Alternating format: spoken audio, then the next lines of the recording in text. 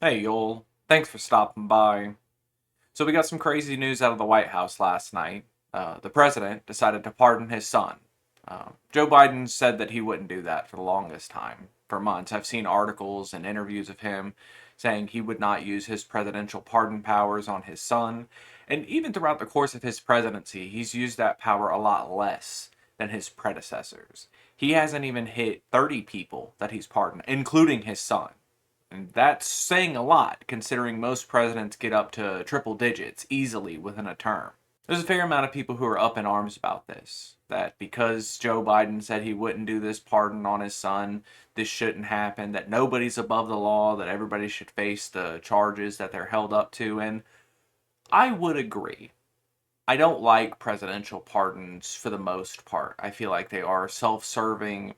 You give them out to your friends and stuff like that.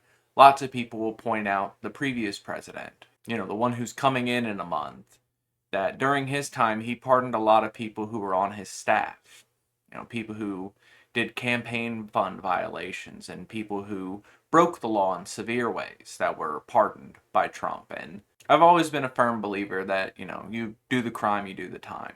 There's extenuating circumstances for a lot of the times when it comes to petty stuff, theft and things like that, where I can understand when you're put in dire straits why you would have to break the law.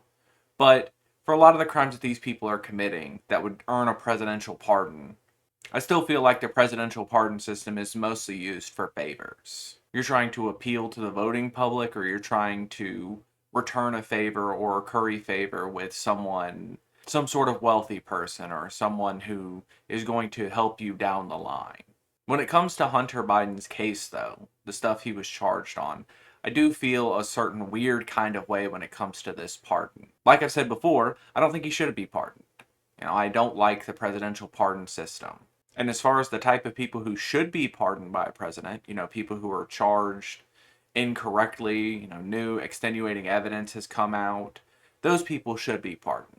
And it should stand to note as well, because I know someone will bring this up. Presidents can only pardon for federal level offenses. They can't do stuff at a state level.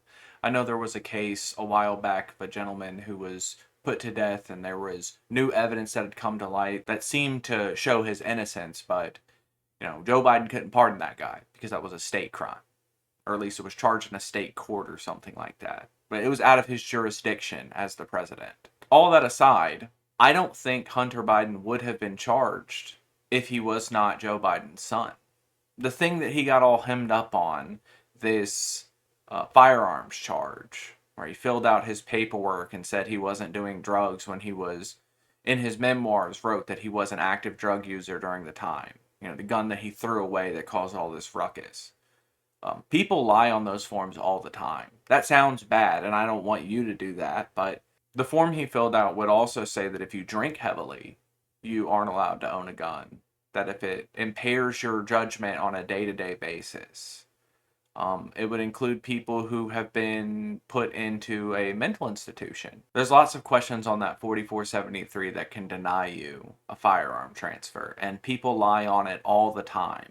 And Joe Biden's son was hemmed up on that because he was Joe Biden's son. These sorts of cases never make it to court otherwise. There's just the way that gun stores keep their records in the first place, it's so hard to go through them that the only reason this received so much scrutiny is because of who he is. Now, again, I gotta be really clear about this that I don't think he should have been pardoned, but this is just so inconsequential at this point that I don't care.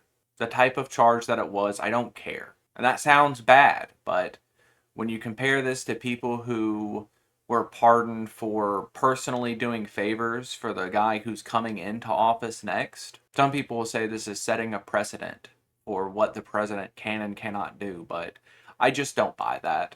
Anybody who's saying this was some like big breaking point that they had with Biden, like if this is what it took to break you on the Biden administration, I don't know what took you so long.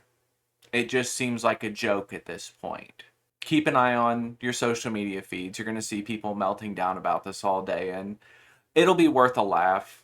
Joe Biden's got a little bit less than 2 months for him to stomp around in the White House and do weird stuff. So Maybe he'll triple and quadruple his pardon numbers in that time, but I doubt it. I'm pretty sure he's just trying to ride this out. He's got the senioritis where he's just, drilling holes into planks for the next 2 weeks. So we'll see if he actually does something crazy. But until then, y'all try to have a good day.